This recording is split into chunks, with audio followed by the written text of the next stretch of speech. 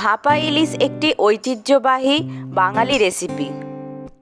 এটি বানানো হয় সর্ষে বাটা দিয়ে। ইলিশের অনেক রকম রেসিপি বানানো যায়। ভাপা ইলিশ হলো স্বল্প সময় বানানো দারুণ সুস্বাদু একটি রান্না।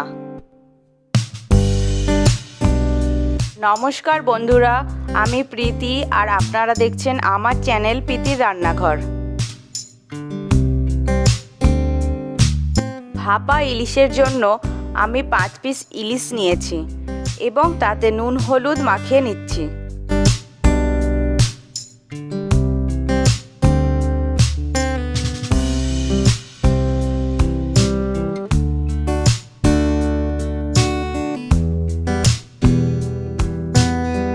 মিক্সার জারে 1.5 চামচ কালো সর্ষে, 1 চামচ সাদা সর্ষে, 2টি কাঁচা লঙ্কা এবং অল্প নারকেল কুচি নিয়ে তাতে সামান্য জল দিয়ে একটি পেস্ট বানিয়ে নিচ্ছি।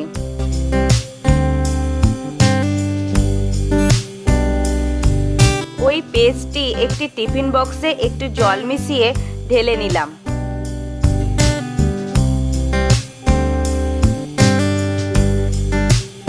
এর মধ্যে অল্প হলুদ গুঁড়ো ও স্বাদ অনুযায়ী নুন নিয়ে একটু মিশিয়ে নিচ্ছি।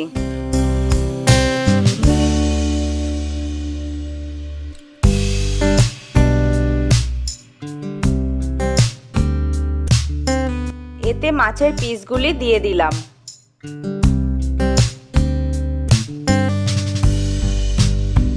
মাছের সাথে মশলাটি ভালো করে মেখে নিতে হবে।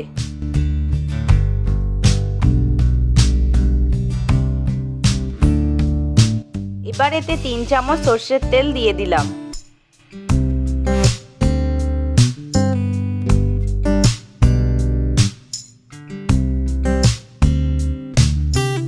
আবারও একটু মাখিয়ে নিচ্ছি।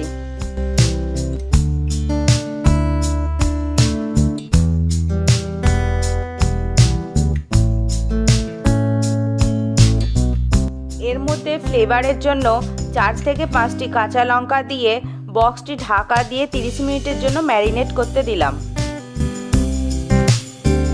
30 মিনিট পর একটি কড়াইয়ে একটু বেশি পরিমাণে জল দিয়ে তার মধ্যে একটি স্ট্যান্ড রেখে জলটি গরম করতে দিচ্ছি।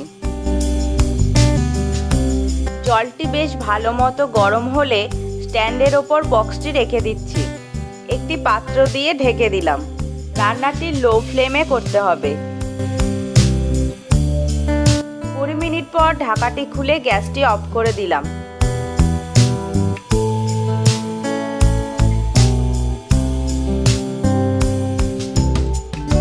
আমাদের দারুণ সুস্বাদু ইলিশ ভাপা একদম রেডি। এই পদ্ধতিতে রান্নাটি করলে দারুণ টেস্ট হবে।